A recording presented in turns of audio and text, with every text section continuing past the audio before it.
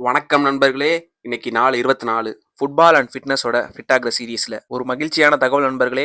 காமாவிங்காவ இருந்த காலு எம்பாப்பே மாதிரி மாறிடுச்சு. குஜிட்டிக்கா தண்ணி டப்பால தண்ணியை ரொப்பிட்டு வீட்ல இருந்து கிளம்பிட்டேன். காலையிலே ராஜன் பாய்ஸ் ஒருத்தரை முறைச்சிக்கிட்டு இருக்க ஹாப்பியான தகவலை சொல்லிட்டேன்னா, இப்ப சேடான தகவல் என்னன்னா, நம்ம கிரவுண்டை பேட்ச் ஒர்க் பார்க்குறாங்க நண்பர்களே. அதனால அங்கே பயிற்சி பண்ண முடியாது. அதனால நம்ம ஜிம் ப்ரோட்ட என்ன பண்ணலான்னு கேட்டேன். அவன் நான் வழக்கமா வாக்கிங் போற பிளேஸ்லேயே வா பயிற்சியை பண்ணலான்னு சொல்ல அவனை கூட்டிட்டு அங்கே போயாச்சு. போற வழியிலே நம்ம ப்ரோட்ட கோணை தட்டிட்டு வார்மப்புக்காக 2 ரவுண்டு ஜாகிங்கையும் முடிச்சுட்டு பிஃபோரா பயிற்சிக்குள்ள போறதுக்கு முன்னாடி நம்ம வழக்கமா பண்ற மாதிரி வார்ம் அப் அண்ட் ஸ்ட்ரெச்சிங்கை பண்ணிட்டு காலையிலே சம்பவம் ஆனனால நாங்கள் கிரவுண்டுக்கு போறதுக்கே மணி 7 கிட்ட ஆயிடுச்சு நண்பர்களே. இன்னைக்குன்னு பார்த்து காலையிலேயே சூரியன் மாமா பொழக்க ஆரம்பிச்சிட்டாப்புல. குயிக்கா கோணை ஸ்டெட் பண்ணிட்டு வேகமா பயிற்சிக்குள்ள இறங்கியாச்சு.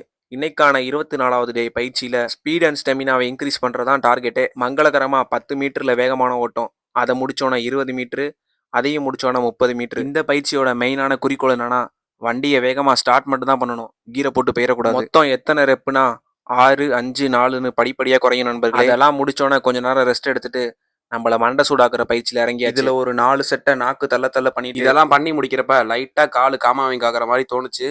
ஆனால் நம்ம ப்ரோக்கு ஆகிருச்சு. நேரமான காரணத்தினால நம்ம ஜிம் ப்ரோ இதோட போதும் முடிச்சுக்கலான்னு சொல்ல கொஞ்ச நேரம் ரெஸ்ட் எடுத்துட்டு ஃபைனலாக 100 மீட்டர் ஓட்டத்தை ஓடி இன்னைக்கான நாளை வெற்றிகரமாக முடிச்சாச்சு நண்பர்களே.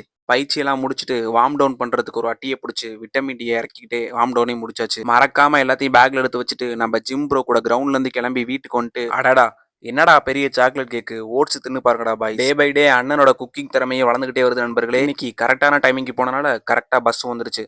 பஸ்ல ஏறி அழகா உட்காந்துட்டு 3 பாட்டு முடிஞ்சு 4வது பாட்டு ஸ்டார்ட் ஆகுறப்ப நம்ம போக வேண்டிய இடத்துக்கு வந்துட்டோம். வேலையெல்லாம் முடிச்சுட்டு வீட்டுக்கு கிளம்பி வரப்ப பஸ்ல ஒரு சம்பவம் ஆயிடுச்சு நண்பர்களே. நேத்து கதவு மூணானுங்க, இன்னைக்கு இறங்க விடாம படியில நின்று டிராஜடி பண்ணிட்டானுங்க நண்பர்களே. இதோட அந்த நாளும் முடியுது. ஃபிட்டா இருங்களா பாய்ஸ்.